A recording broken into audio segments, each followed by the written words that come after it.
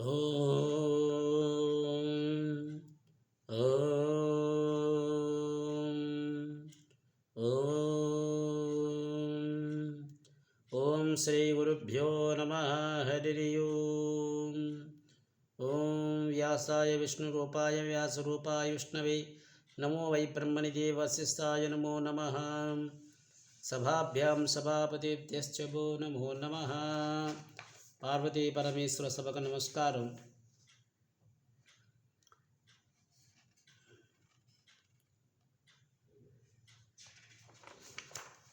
ఈరోజు బ్రహ్మాండ పురాణం అంతర్గతంగా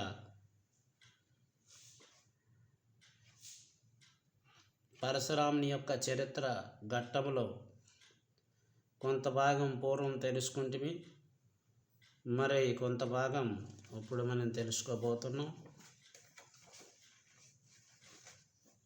భృగు మహర్షి ద్వారా ఆదేశింపబడ్డ రాముడు అంటే పరశురాముడు సరాసరి భృగు ఆశ్రమం నుంచి యమగిరికి చేరుకున్నాడు. దారిలో ఉన్న మునులు ఆశ్రమానికి దర్శిస్తున్న వారందరికీ ఆశీర్వాదాలను అందుకొని హిమగిరి వచ్చాడు. పరశురాముని తెల్లని వెండిలా ప్రకాశించి పర్వత శిఖరం మీద పైనుంచి ధూముకు సెలవేరులా విధంగా నానా రకాల పక్షులు కిలకల రవాలతో నెమళ్లతో నాట్యము, సుందరమైన వృక్షాలతో, అందమైన తీగలతో, లతలతో, ఔషధాలతో సంచరిస్తున్న చామర ముఖాలతో పాటు మధురమైన సంగీత వారలతో కూడుకున్న ఆ యమగిరి చూసి ఎంతో సంతోషించి ఒక్కసారి పర్వతం మీద ఉన్న సుందర ప్రేరిత దర్శించాడు. ఒకచోట అందమైన సరోవరం అవన్నీ ఆకర్షించింది. వెంటనే ఆ సరోవరం తీరంలో ఒక ఆశ్రమాన్ని నిర్మించుకొని ఒక శుభముహూర్తాన్ని కేవలం ఫలాలే ఆహారంగా స్వీకరించుచు పరమేశ్వరుని గురించి కఠోర దీక్షతో తపస్సు చేయటం ప్రారంభించాడు.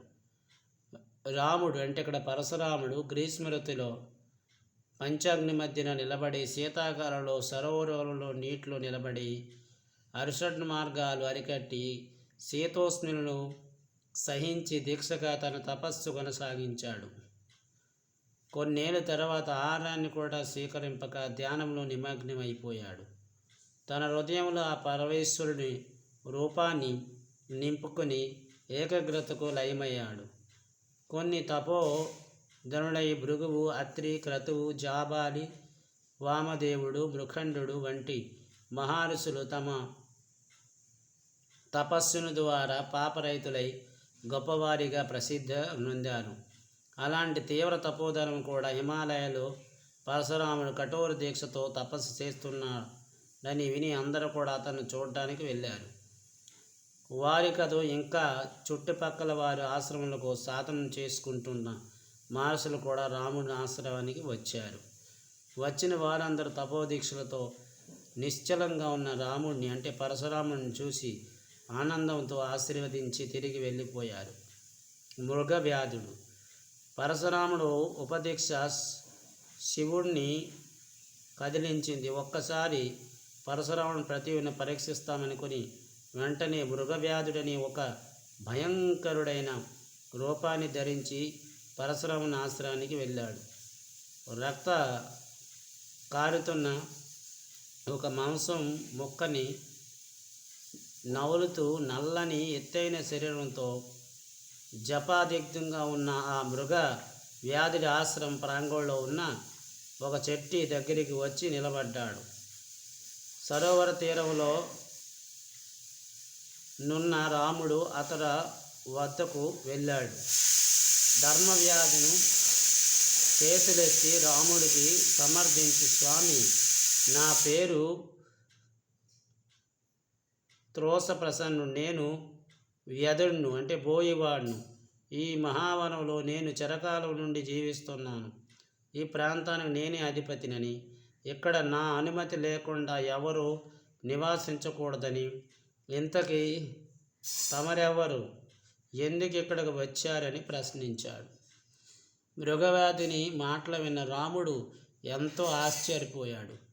బోయివాడైన అతడు చాలా స్పష్టంగా ఎలాంటి అక్షర దోషం లేకుండా మాట్లాడుతున్నాడు. అసలు ఇంతకీ ఇతడెవరు? చూడటానికి జుభక్షకరంగా ఉన్న ఏవో శుభలక్షణాలు ఇతడిలో కనిపిస్తున్నాయి అని అనుకోని అతడితో, ఇంకా నీకు శుభము జరుగుగాక. నా పేరు పరశురాముడు. నా తండ్రి జమదగ్ని మహర్షి.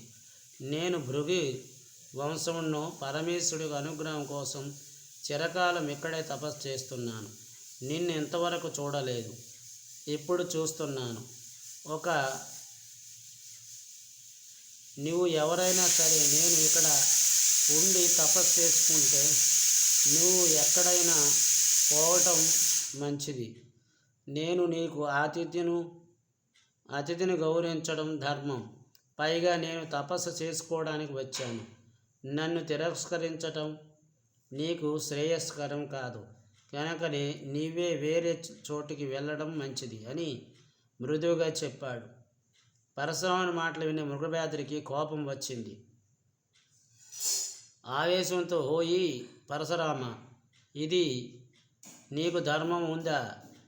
నా నివాసానికి వచ్చి నా అనుమతి లేకుండా ఇక్కడే ఉండటం మేలు కాదు. నన్ను నా నివాసాన్ని అవమానించావు. నా ఇంటికి వచ్చి నన్నే వేరే చోటికి వెళ్ళమంటావని సాధ్యం కాదు. అది నా ఇల్లు. ఇక్కడే ఉంటా, ఇక్కడే తింటా.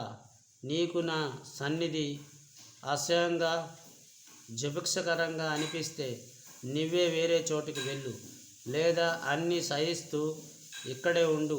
నాకేం అభ్యంతరం లేదు అని అన్నాడు. ధర్మవ్యాధుని వచనాలు విన్నాక రాముడితో సాహసం శృతిమించింది. ఓరి, నీవు నిజంగా అసహించదగిన వాడివే. ఎందుకంటే నీవు హింస పరుడు. ప్రతిరోజు సాధు జంతువులను వధిస్తూ వాటిని తింటున్నావు. అన్ని రకాలుగా నీవు అధమ జాతి వాడివే. పురుష అధముడివైన నీవు నా సన్నిధిలో నివాసింపతగదు. వెంటనే ఇక్కడ నుంచి తొలగిపోతే మంచిది, లేదా నా బలాన్ని ఉపయోగించి నేనిక్కడి నుంచి పంపించవలసి ఉంటుంది అని హెచ్చరించారు. పరశురాముని ఆగ్రవాక్యాలు విన్న మృగవ్యాధుడు మృదువుగా, ఈసారి ఏమాత్రం ఆవేశపడకుండా, పరశురామ, నేను నా ధర్మాన్ని నిర్వర్తిస్తున్నాను. జంతువులను చంపి జీవనాన్ని గడుపుకోవడం నా ప్రవృత్తి, అంటే నా వృత్తి. నేను నాకు నా కుటుంబానికి కావలసిన తప్ప అధికంగా ఒక్క జీవికైనా చంపితే నాకు పాపం అంటుతుంది, కానీ వేరే విధంగా కాదు. జీవులు మాంసం నాకు ఆహారం. పూర్వం ఎప్పుడో బ్రహ్మదేవుడు నాకు వృత్తిని నిర్దేశించాడు. నేను అదే చేస్తున్నాను. ఇందులో తప్పేముంది? అయినా అన్ని ధర్మపన్నాలకు పలుకుతున్న నీవు నిజంగా ధర్మాత్ముడివేనా? తండ్రి మాట విని నీ తల్లిని చంపావు. అప్పుడు వృద్ధుడైన నీ తండ్రి వదిలి మహాధర్మకుల్లా ఇక్కడికి వచ్చి తపస్సు చేస్తున్నావు. ఇదే నా ధర్మం. నీ గత చరిత్ర మొత్తం నాకు తెలుసు. అసలు మనుషుల్లో భేదభావాలు చూపే నిన్ను శంకరుడు ఎలా అనుగ్రహిస్తాడు? నువ్వే తపస్సు చేయడం వ్యర్థం. కనుక తపస్సు మాని మరో చోటికి పోవడం మంచిది అని పలికాడు. మృగవ్యాధుడు తన వృత్తాంతమును కళ్ళు కట్టినట్లుగా చెప్పడంతో పరశురాముని జ్ఞానోదయమై తన ఎదురుగున్నది మృగవ్యాధుడు కాదని గ్రహించాడు. సాక్షాత్ ఆ సర్వేశ్వరుడు తనను పరీక్షించడానికి వచ్చాడేమని అనిపించింది. వెంటనే అతడితో, మహానుభావ, క్షమింపు. మీరెవరో? నిజంగా నీవు మృగవ్యాధుడు కావు, మరెవరో చెప్పు. ఒకవేళ నీవు శివుడివైతే నా అపరాధాన్ని మన్నించి నీ యొక్క నిజస్వరూపాన్ని నాకు చూపింపు. ప్రభు, నన్ను కరుణించు, కాపాడు అని ప్రార్థించాడు. మృగవ్యాధుడికి ఏమీ పలకలేదు, అలానే నిలబడి చూస్తున్నాడు. పరశురాముడు వెంటనే నేల మీద పద్మాసంలో కూర్చున్న ధ్యానమగ్నుడైపోయాడు. ఏకాగ్రతతో మనసు కేంద్రీకరించి చూశాడు.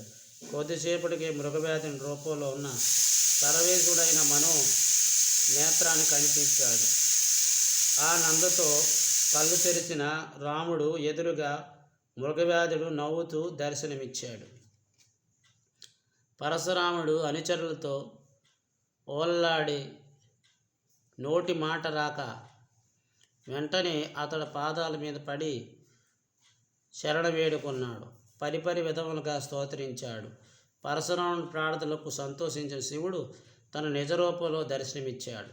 రాముడు ఆయన దివ్య రూపాన్ని చూసి ఆనందోద్రేకంతో నమస్తే దేవదేవాయ శంకరాయ మూర్తయే, నమః శివ సర్వాయ శాంతాయ శాశ్వతాయ, నమో నమః నమస్తే నీలకంఠాయ నీలలోహితమూర్తియే, నమస్తే భూతనాథాయ భూతవాసాధిపతయే నమః, వ్యక్తో వ్యక్తస్వరూపాయ మహాదేవాయ మీడసే, శివాయ భరూపాయ త్రినేత్రాయ నమో నమః, శరణం భువనేశ్వరః తం భక్తిం జగత్పతే భూపాలాధిపతే త్వం పరాయణః.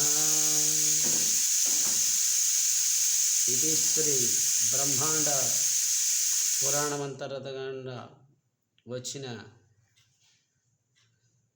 పరశురాముని వృత్తాంతం.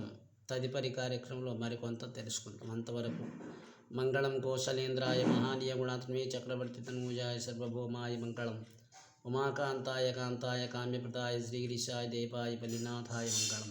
సర్వం శ్రీమావైశ్వర పాద పద్మార్పణమస్తు. స్వస్తి.